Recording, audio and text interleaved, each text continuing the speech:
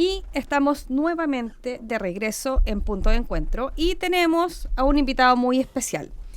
Se trata de Hugo Fuentes Uvilla, arquitecto especializado en urbanismo, titulado de la Escuela Nacional Superior de Arquitectura de Grenoble, Francia, y arquitecto de la Universidad de Chile.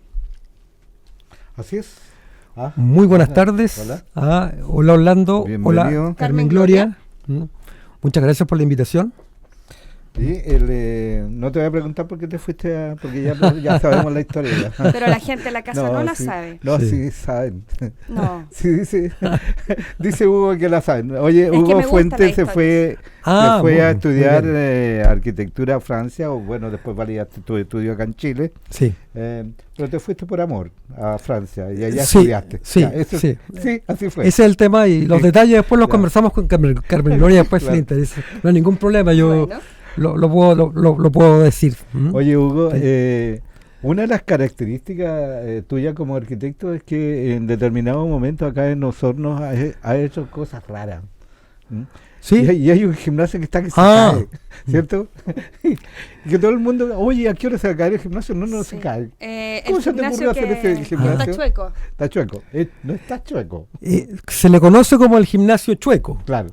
pero El arquitecto no es chueco. No, para nada. Estaba con un problema visual. No, para nada. En realidad fue una intención hacerlo desde el punto de vista de un tema geométrico. Correcto. Fue una jugada geométrica que el alcalde de la época me dijo en ese momento, cuando ya se estaba construyendo y cuando se terminó de construir, me dijo, oye, si yo hubiera sabido que el gimnasio hubiera quedado chueco, no firmamos el contrato contigo. Hoy día nos reímos con el alcalde. Le mando un saludo a mi querido amigo Mauricio Sanján. A Mauricio. Sí. Oye, y te hizo famoso en forma inmediata. Es que ¿O te desprestigió? ¿Cómo fue la cosa? Porque unos hablaban en buena y otros... Siempre se habla en mala y en buena. Mira, que se equivocaron y por eso quedó chueco. Y en realidad no. Hay varias anécdotas. Voy a contar una sola. El día que se inauguró que se terminó el gimnasio, que la empresa bueno, en realidad ese gimnasio tuvo problemas de gestión de obras porque la empresa constructora en el 70% del avance quebró. Por lo tanto, la obra la finalizó la municipalidad. Digamos, se cobraron las boletas de garantía y todo ese tipo de cosas. Cuando termina la municipalidad, cuando entregan el gimnasio, yo hice un experimento y me quedé en la calle afuera y quise escuchar el comentario de las personas que pasaban. Y sencillamente mucha gente se asustaba. Y le decía a la persona que iba al lado, le decía, oye, se va a caer esto. ¿Te fijas? Se va a caer. Oye, llamemos a alguien porque esto es complicado. En los autos que pasaban también, algunos me reconocían, me saludaban y me decían, oye, ¿estás loco? ¿Qué te está pasando? ¿Por qué hiciste eso? Y otros me decían con el dedito para arriba también. O sea, había de todo. Correcto. Había de todo. Y en el fondo yo lo pensé como un gimnasio lúdico para los niños y los niños de los colegios, digamos, de los colegios públicos, porque es un colegio público, y que tengan una característica más lúdica y que por eso que también tiene que los distinga también. Tiene combinaciones de color y ese tipo de cosas. Los distingue también. Y que lo distinga, claro, y que se apropien de él también, finalmente. Bueno, y le dio identidad al colegio. Claro. Y además, claro, con el nombre que tiene. Se llama Gimnasio Centeno originalmente, porque pertenece a la Escuela de Artes de la ciudad. A mí me hubiera gustado que se hubiera terminado tal como se proyectó finalmente. Bueno, no se pudo, pero por ejemplo, ¿cómo? ¿Qué le faltó ahí? Por ejemplo, en todo lo que es la fachada norte, habían unos quebravistas para que no entrara el sol en épocas de sol y los jugadores que jugaran básquetbol o voleibol no se encandilaran con el sol. Y eso nunca lo hicieron. No se alcanzó. El tema de la iluminación también, se hizo una iluminación bastante económica. Estaba pensado de otra manera, pero bueno, son cuestiones. Oye, es difícil para un arquitecto. Definamos un arquitecto. Un arquitecto es un artista, primero que todo. Después de eso hay varios componentes. Tiene que tirar, entre otras cosas, claro. tiene que tirar, imaginar. darle la parte, ahí estamos mostrando, ¿no es cierto? La gente que está viéndonos en streaming, estamos mostrando el gimnasio está pintado por dentro, completamente por dentro, ahora, por con dentro, otros colores, con otros que muchos no son colores, que no son, claro. Son demasiados colores, no son los originales. Pero el gimnasio está derechito en todo caso. Bueno, cuando la gente ingresa al gimnasio se da cuenta que está derechito. Claro, de afuera se ve. Claro, porque hay mucha gente que un impacto visual. Que quería entrar y decía, pero ¿cómo lo voy a hacer si me voy a caer para un lado? Claro. Oye, bueno, ya con eso impactante, pero aparte de imaginar, dibujar, ser el artista, pero es difícil para un arquitecto tener que compatibilizar, porque en el fondo es un sueño, compatibilizar eso con los costos, porque después te viene, ¿no es cierto?, el casculista, el ingeniero comercial que te va a decir, oye, las platas están definidas para este rango, y empiezas y tienes que ajustar el sueño. ¿Es así? Por supuesto, ¿Sí? es lo que estábamos hablando recién. O sea, aquí hubo un problema de gestión en la obra misma porque la empresa constructora quebró y por lo tanto tuvo que acomodarse, digamos, el presupuesto de la obra al presupuesto que tenía el municipio en ese momento. Yeah. Entonces, claro, eso uno no lo aprende cuando sale como cualquier profesión, cuando sale de la universidad. Eso uno lo aprende con la experiencia, con el tiempo. ¿Cuánta filosofía aplica un arquitecto para diseñar sus obras? Filosofía.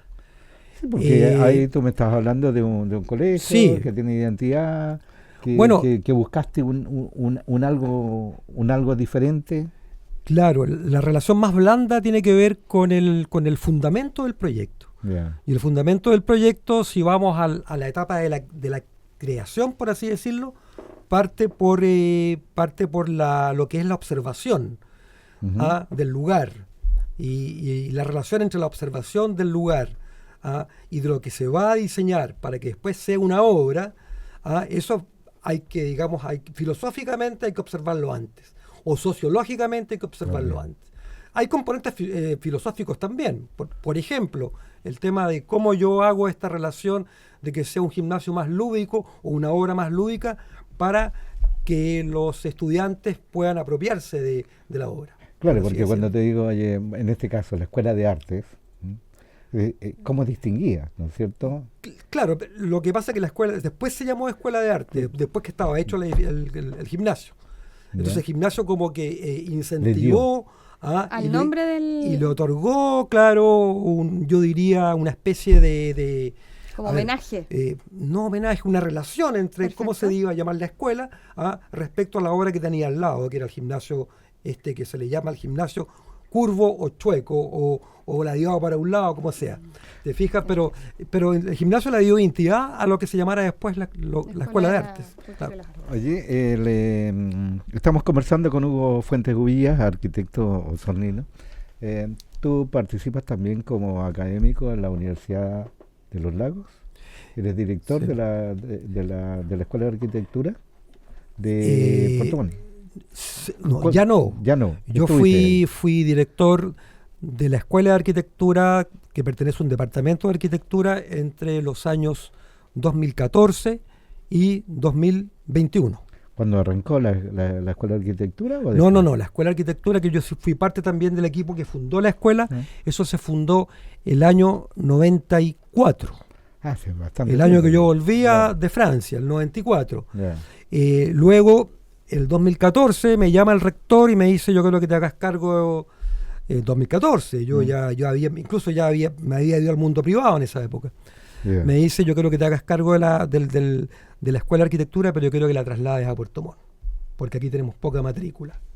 Y en Puerto Montt, en una plaza donde había mucho más matrículas, porque estaba, digamos, Chiloé en el sur, y estaba todo, digamos, el entorno territorial, que tiene mucho más habitantes que el nuestro. Así que el 2016 sale el decreto que se lleva a la escuela a Puerto Montt, y ahí yo viajé durante varios años, durante casi 5 años, todos los días, y después me acojo al incentivo del retiro, del retiro académico, por así decirlo, el año 2021, y digamos termino mis 18 años en mi relación con la academia, por así decirlo. Cuando me dice llevo a Puerto Montt, se me estaba ocurriendo, el arquitecto no es propio de una zona. Por ejemplo, te dice, oye, voy a estar en Puerto Montt, le voy a dar un tinte más chilote, más por decir algo, más relacionado con el mar. Sí. Y eso lo deja descolocado frente al resto del país, al resto del mundo. No, es terriblemente interesante porque resulta de que Osorno es un territorio mediterráneo. Sí, correcto. Te fijas, no tenemos mar, tenemos 2 ríos, hermosos ríos, pero si nos trasladamos al territorio de Puerto Montt, ya el territorio donde termina, digamos, el territorio, digamos, y después comienza la isla, es al fin del territorio la parte insular. Continental, claro. Sin tanto río y sin tanto mar. ¿Te fijas? Entonces, miramos al sur y estamos mirando el mar. Claro. O sea, no tenemos un territorio, tenemos un maritorio. Y eso cambia totalmente la manera de concebir la arquitectura para una región, para un lugar. Cambia. Ya, pero esos alumnos que preparan ahí le dan un sello hacia allá al uso, por ejemplo, de la tejuela, de la arquitectura chilota, conservar algo de todo lo que es el patrimonio cultural de esa zona.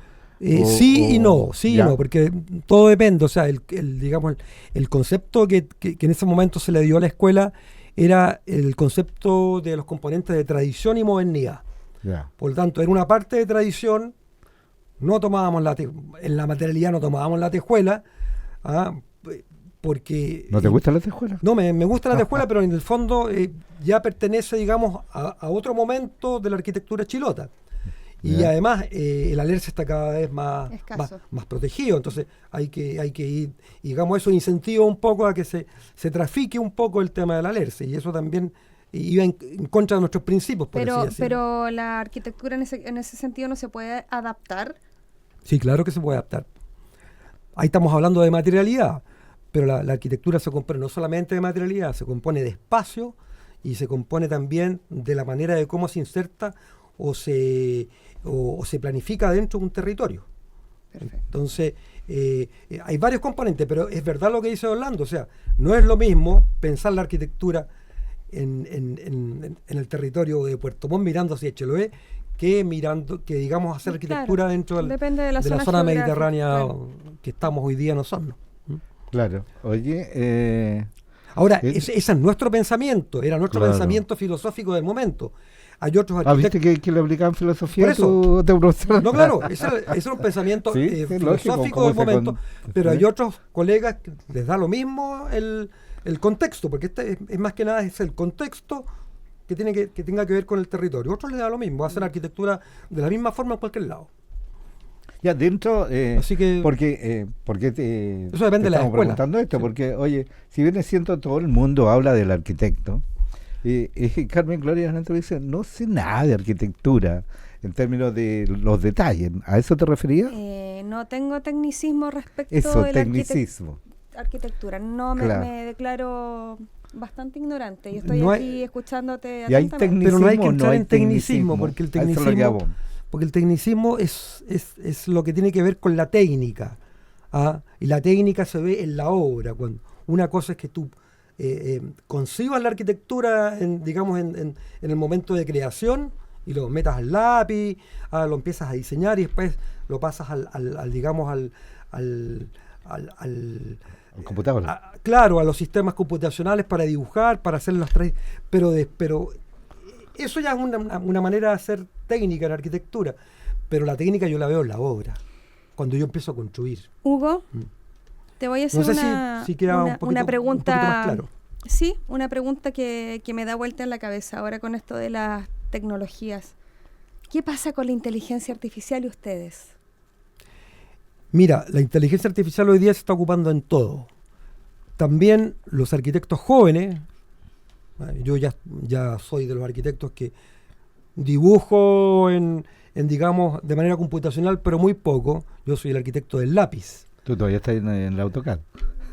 O sea, solamente, claro, AutoCAD y lápiz, ¿te fijas? Y el resto yo le paso a los arquitectos que trabajan conmigo y les paso, digamos, la plantilla. Y ellos son, las generaciones jóvenes, son muy buenas en la parte computacional.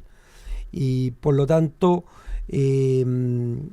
La pregunta era si yo usaba los temas tecnológicos. ¿Esa era la pregunta? No si tú los usas, sino que qué piensas de la inteligencia artificial. Sí, de estas nuevas plataformas que vinieron, comillas, a solucionar los tiempos de creación, incluso un poco atrofiar el cerebro de los seres humanos, dándonos herramientas de fácil acceso. Lo que pasa es que el cerebro, según mi punto de vista, el cerebro del ser humano ya está atrofiado ya desde hace mucho tiempo, antes de la inteligencia artificial. La inteligencia artificial en la arquitectura es igual como en la literatura, o sea, tú le entregas datos del diseño, le entregas los datos y desde el punto de vista de la imagen la imagen va apareciendo según los datos que tú le vas dando. Claro. Y eso es prácticamente automático. En la oficina hemos hecho estas aventuras y sale muy bien desde el punto de vista de la imagen. Desde el punto de vista del detalle es el problema. Y el detalle es para construir. La imagen es para presentarle al cliente, digamos, esta es la imagen en 3D, que podemos mostrarle a usted, así va a ser su casa, así va a ser su edificio, pero cuando queremos construirlo ya entrar a usar la inteligencia artificial ya es mucho más complejo. Es decir, pero es un competidor hoy día. Totalmente, sí, claro. O sea, totalmente. El futuro de muchas profesiones y la arquitectura también se va a ver disminuida. Es que ya se usan, los arquitectos jóvenes lo usan.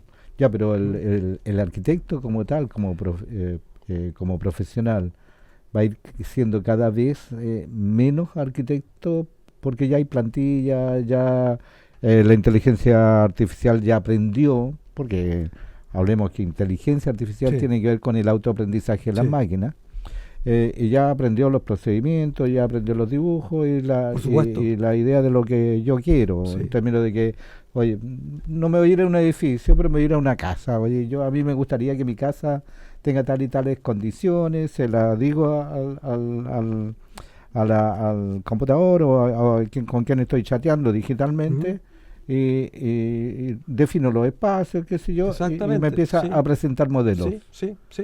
¿Ahí estaría quedando fuera entonces el arquitecto? En parte sí, yo diría que sí, yo diría que desaparece la figura del arquitecto como nace en la época de las bellas artes. Ajá.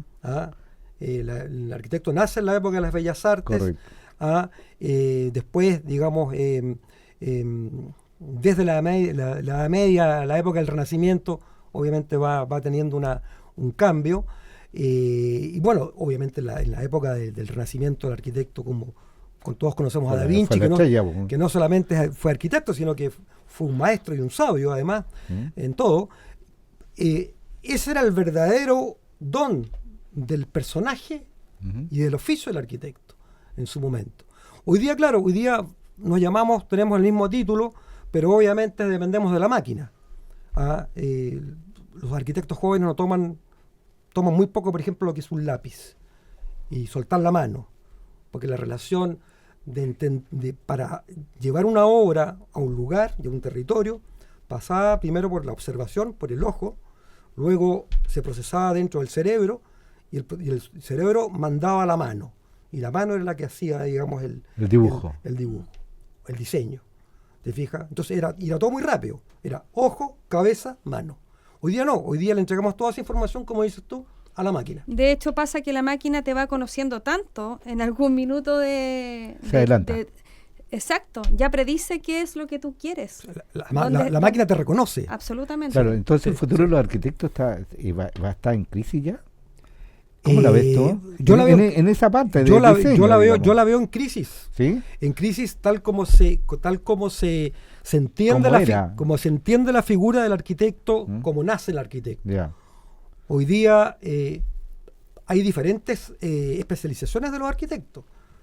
Hay arquitectos urbanistas, hay arquitectos de interiores, hay arquitectos que son que tienen la especialidad, por ejemplo, en lo que es la parte obra, todo lo que es el tema de la materialidad, los presupuestos, en fin. Después hay arquitectos que son verdaderos inversionistas, que digamos que comercializan, digamos, que son, digamos, inmobiliarios, por así decirlo.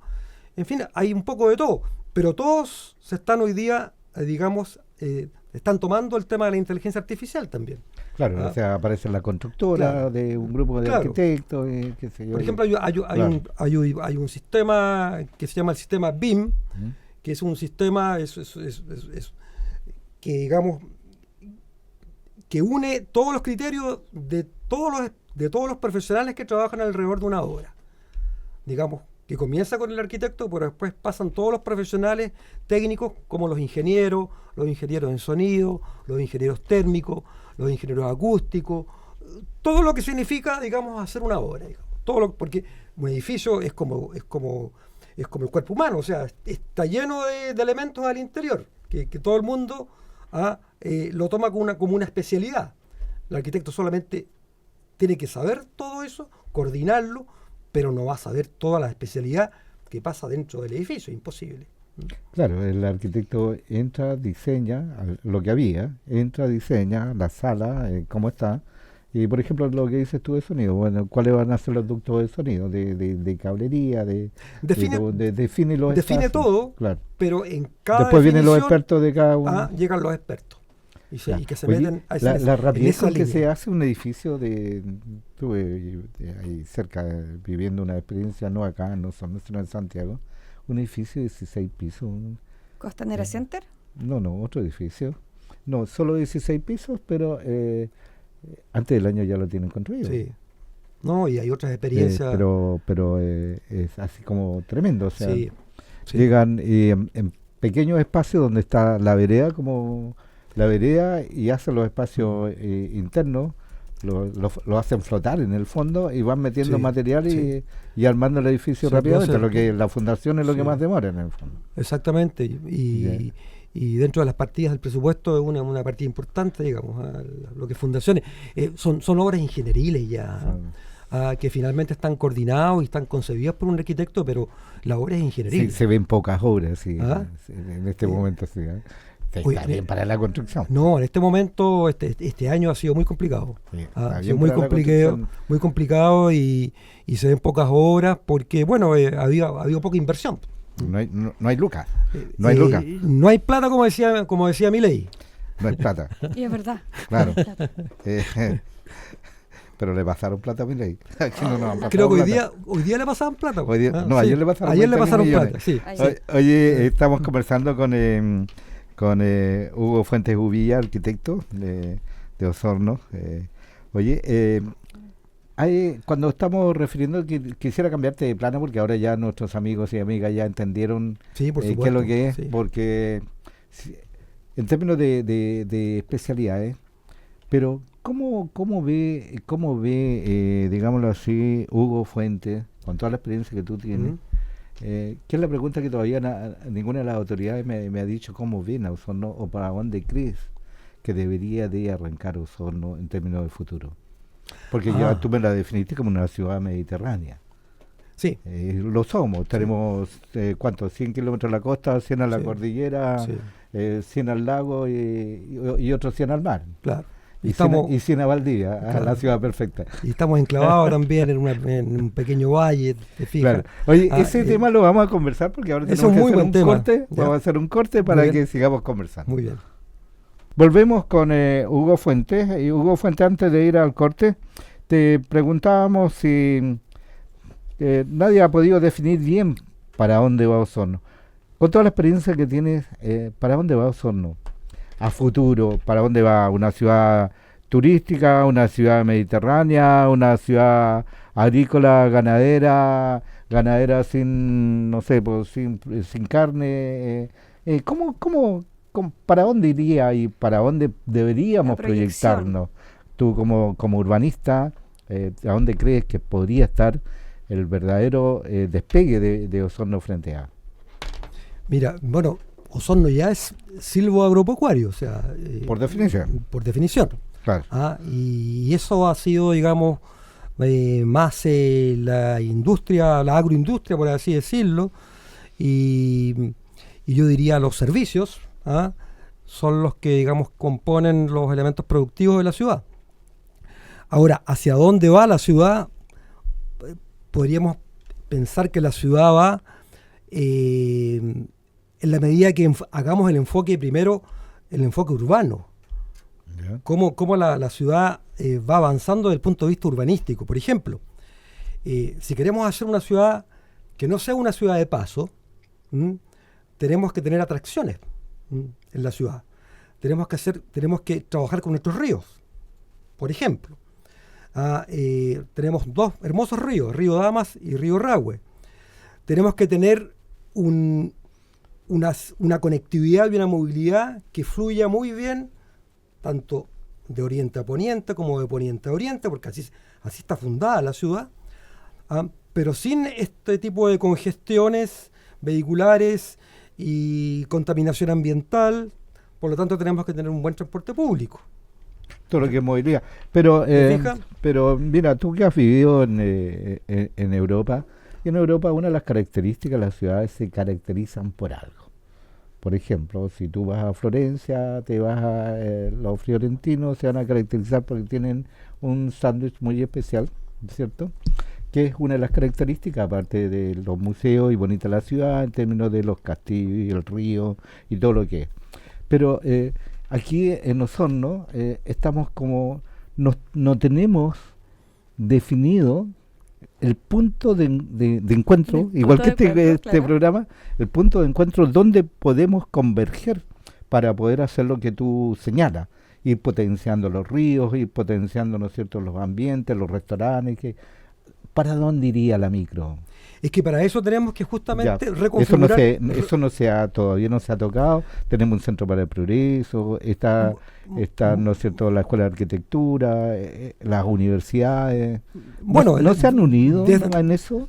Sí, no se han habido instancias. Desde la academia siempre hay ideas y digamos y proyectos que son proyectos académicos, pero te permiten, digamos, hacer una exploración de cómo puede ser la ciudad, digamos, a futuro. Pero ponerle un nombre hoy día, ¿para dónde va la ciudad? Yo creo que pasa porque la ciudad tiene que ofrecer algo.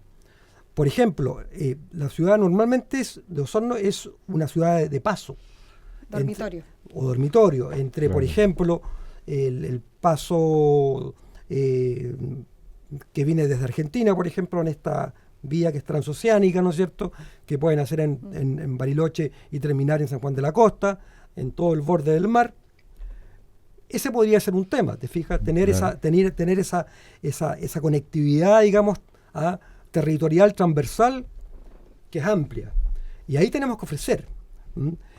Como ciudad misma, no hemos encontrado la identidad. En algún momento la tuvo. Ese es el punto, no tenemos identidad entonces. Por eso digo, no tenemos identidad, porque en algún momento, mira, por ejemplo, interesante, ¿eh? Por ejemplo, todas las ciudades desarrolladas que le han puesto cabeza en la parte urbana, donde se conglomeran todas las personas y los turistas. Tú vas a Barcelona y vas a los mercados. Mercado Santa Catarina, que está al lado de la Rambla. Ahí convergen todos los turistas, van los mismos catalanes, ¿te fijas? ¿Por qué? Porque hay una identidad. La gente se relaciona con ello y se lo toma, digamos. Es eso de tener identidad.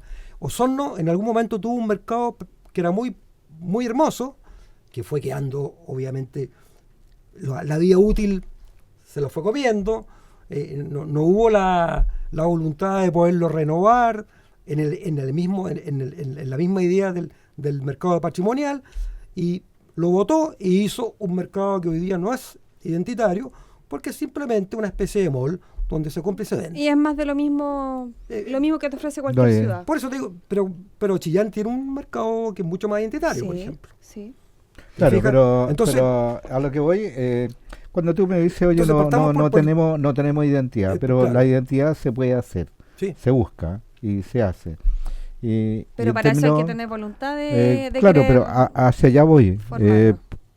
No voy a decir el nombre de una ciudad, pero queda 100 kilómetros más al norte nomás. ¿Sí? Ellos buscaron por aislamiento, por una serie de situaciones políticas de sus momentos, se quedaron solos y buscaron su identidad a través de una fundación. No estas fundaciones que se llevan la plata, sino que es una fundación pobre, pero que participa el conjunto, ¿no es cierto?, del municipio, la Universidad Austral en su momento, las otras universidades, los empresarios y la comunidad en general organizada también en distintos estamentos.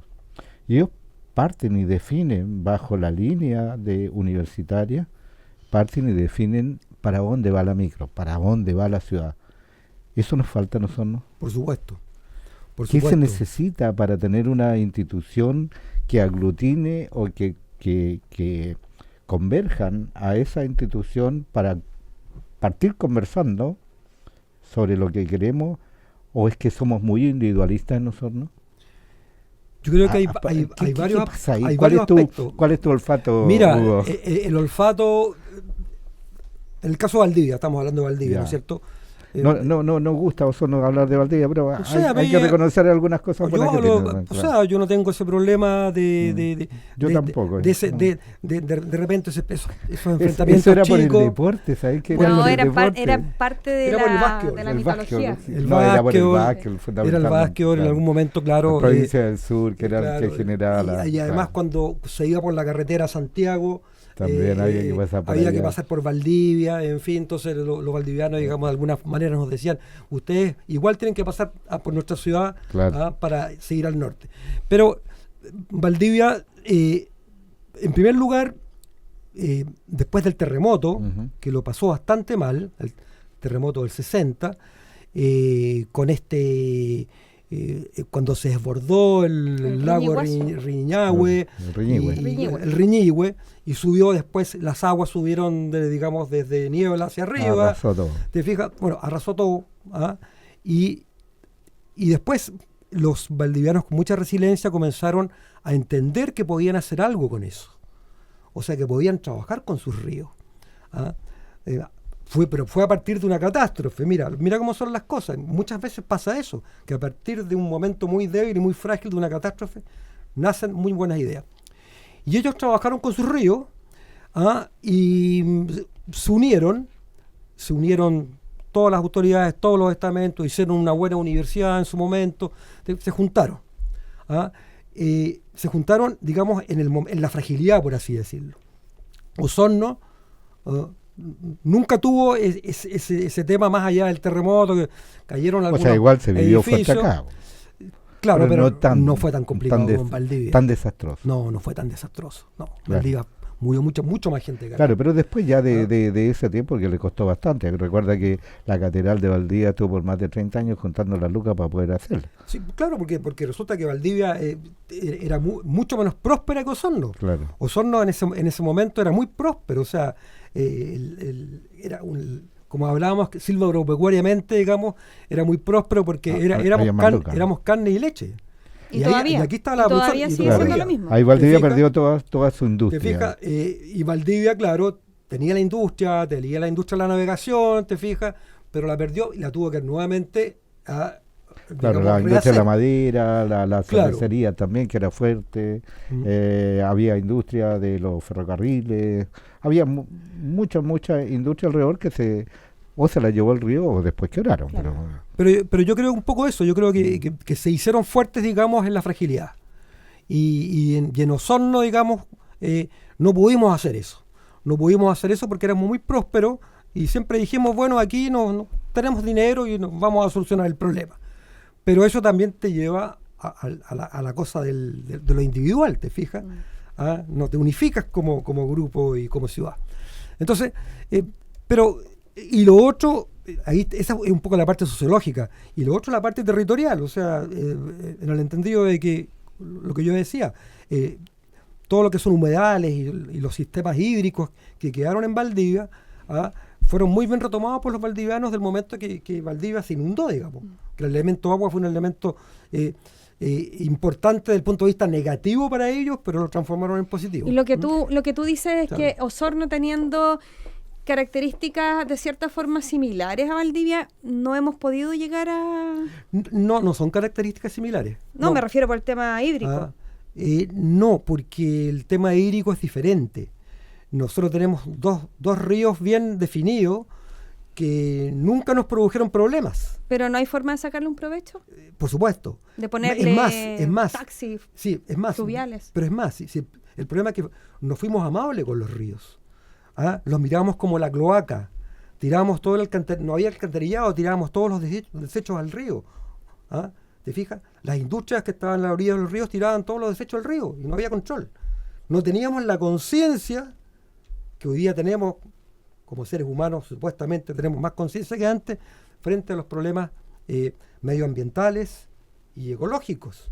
El tema del elemento agua, hoy día tenemos conciencia de que el agua tiene que estar purificada para poderla usar dentro de lo que es un río, por ejemplo. Llevo 23... Es el elemento número 1. 23 Correcto. años visitando Osorno, porque yo no soy de Osorno. Sí.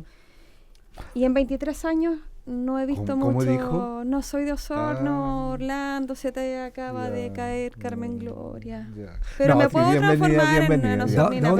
¿Dónde eres? Yo soy nacida y criada en Panguipulli. Panguipulli, sí lo conozco, sí. Sí, y luego me fui de muy chica ya a Valdivia, Temuco, y me quedé en Santiago muchos años. Ya. Ahora estoy acá por el amor. Por amor. No, me vine Ya. en la pandemia para Te acá. aprendió a ti. Buscando Ya. la calidad de vida. Bueno, sí, pero Sí, eso sí, es. el amor es el que une. Eso es lo que une y desune en algún momento. También. Porque de repente hay amor, pero también hay desamor. Sí. Ah, Vine a buscar calidad fijas? de vida, principalmente por mis hijos, Ya, y proyección laboral. ya. Luego, estando acá, me di cuenta que la proyección laboral estaba centrada básicamente en la carne, en el campo, y la gente se mueve Sí. netamente en Sí. eso. Y no había proyección laboral para las comunicaciones. Entonces, lo que te quería mencionar es que no he visto crecimiento de Osorno en 23 años. Muy por el contrario, lo que veo siempre es que abren un restaurante, a los 2 meses lo cierran. Abren otro negocio, a los 5 meses está cerrado. Hay una rotación muy, muy rápida, es muy constante. Entonces, no sé si, por Estamos ejemplo... buscando el eslogan de qué es lo que... Ese prueba y errores, en el fondo, lo que tú estás diciendo. Claro. Y no logramos achuntarle. Exacto. Eso. Oye, sí, pero eso viene, es una característica, mira qué interesante la observación. ¿Te recuerdas cuando el primer bowling que hubo en Sí, Osorno? donde está el diario después de Austral. Santiago, estábamos acá Sí. y fue, bueno, oye, fue el boom, Fue grito y plata. Ese. grito y plata, Sí, fue el boom, y de Fue repente ya no, la gente no fue más y se Desapareció. terminó. Claro. Y se terminó, y así como y pasa levantamos, y pasan todo como orden de cosas, levantamos la discoteca, restaurantes, levantamos sí. discotecas, de repente... Los cafés, por ejemplo. O café. Sí. Fíjate que, volviendo Sí. a Valdivia, pero más que nada en términos de concepto, Ya. Valdivia miró, tenía varias situaciones que eran desventajosas y la más terrible era la lluvia. Claro. Y la se- potenció. Y se hicieron amigos de la lluvia. Exacto. Por supuesto. Se hicieron amigos de la Así lluvia. debe Mira, aquí ser. abrí la página. ¿Qué hacer cuando llueve? ¿Qué hacer Todo. cuando llueve? Todo. Mira, cuando llueve, disfrutar de un café y te nombra todos los cafés que puedes hacer, hasta ir, hay un café que se llama Notaría también, en la Notaría también tienen café, visitar museos que tienen muchos, se pelean entre ellos. Me acuerdo cuando compraron el submarino Simpson, era la pelea Sí. porque el Simpson le estaba ocupando un espacio a otro museo. Lamentablemente nosotros no estamos potenciando eso. Explorar la gastronomía local, que es muy variada. ¿m?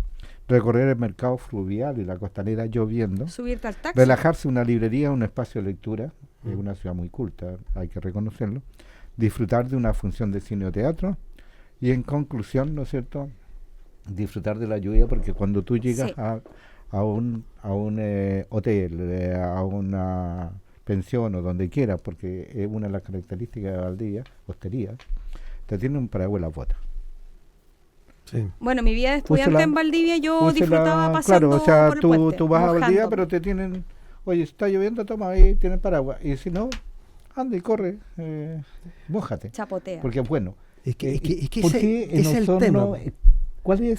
¿Cuál sería, ustedes que siempre están dando vuelta como humanistas, cuál sería el elemento que nos debería unir? Así como ellos encontraron ese elemento, que no se lo vamos a copiar, o a lo mejor se lo copiamos bajo otra figura, no lo sé, pero habría que buscar un elemento para que Osorno se potencie en términos de eso. Lo que pasa es que no es difícil porque si llueve en una ciudad, tienes que cobijarte, ¿no es cierto? ¿Sí? Y al cobijarte tienes que hacer techos. Si neva en una ciudad, lo mismo. ¿Mm? ¿Ah? Me tocó vivir en ciudades Con alpinas, el ¿te fijas? calentadorcito y te tomas Ah, el café. claro. Y por lo tanto hay que digamos, convivir con el contexto del medio ambiente y el clima. ¿ah? Cosa que Osorno y claro, aquí pasó al revés, aquí llovía y la gente se reunía en las casas, en las cocinas a leña. ¿Ah? Ahí tomaba once. Por eso que el osornino es mucho más introvertido, es como de menos mundo, porque siempre está hacia adentro, no está hacia afuera. Y ahí está la diferencia justamente con el tema de Valdivia. Además, en Valdivia había mucho industrial, ¿ah? Que en algún momento comenzó a fabricar sus propios alimentos, sus cereales, sus cervezas, en fin. Fue mucho más innovativo. Los cruditos. ¿Te fijas? Claro. Del Hawson. Y después, con eso mismo, crearon la universidad, y la universidad también se implantó en un lugar céntrico. Sí, Valdivia, ciudad universitaria. Entonces la universidad está en el centro de Valdivia, la Isla Teja, pero se comunica por un par de puentes.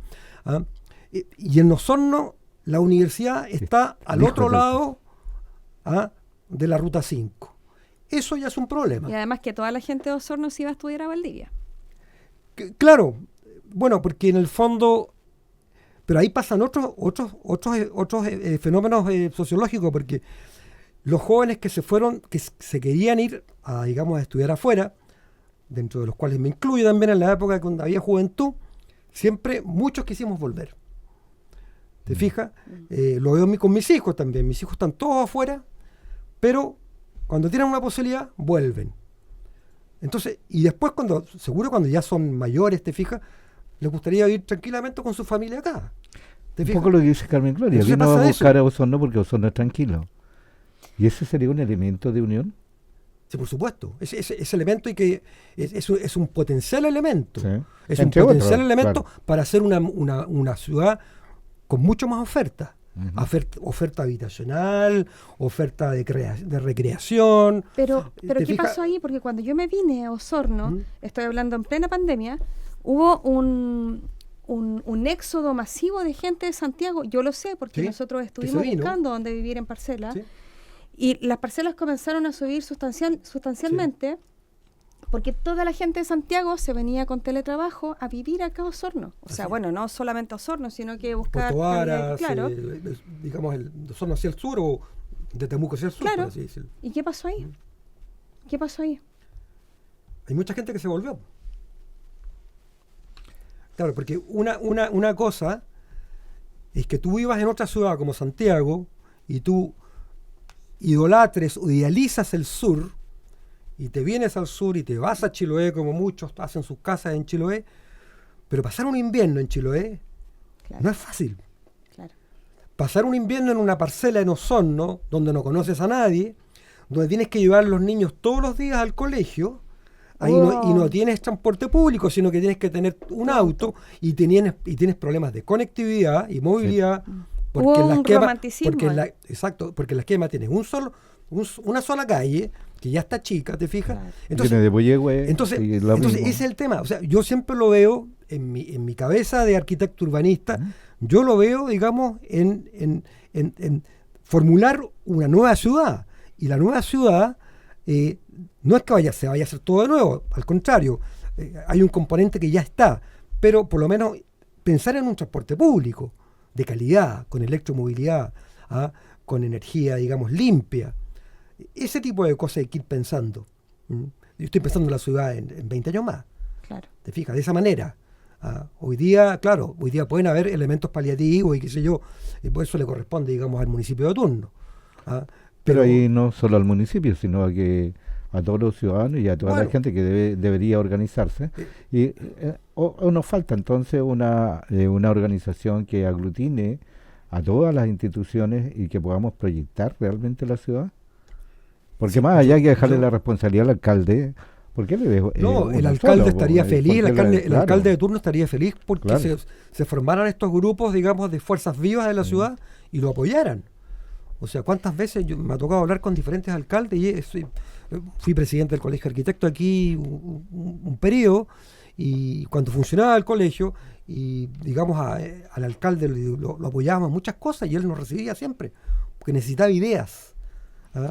De hecho, cuando apareció la primera plazuela Yungay, ¿te fijas? Fue una idea un poco del colegio. Después se fue transformando y comenzó a echarse a perder y todo el tema, pero eso, la calle Manuel Rodríguez, por ejemplo, que hoy día es una vía de alta velocidad, expedita, que es bastante buena, pero que se colapsa, también nace de esas ideas, que la toma Mauricio Senjar en ese momento, ¿te fijas? Y bueno, no la alcanza a terminar porque termina su periodo, pues lo toma el alcalde Bertín. El siguiente. Claro. Oye, Hugo Fuente Gubilla, te agradecemos sinceramente que hayas venido a conversar con nosotros. Encantado. Y te dejamos un desafío, que la próxima vez nos digas realmente y nos ayudes a buscar cuál es el elemento de unión para que podamos ayudar a proyectar a Osorno. Pero si ya lo hablamos ya.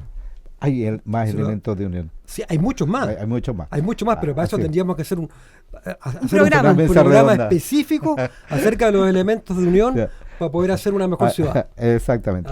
Oye, gracias Hugo. Muchas gracias. Gracias, Orlando. Te vamos a invitar nuevamente para que venga a conversar con nosotros y ya nos cuentes un poco más, porque nos quedan muchos temas ahí en el camino. Hay muchos temas.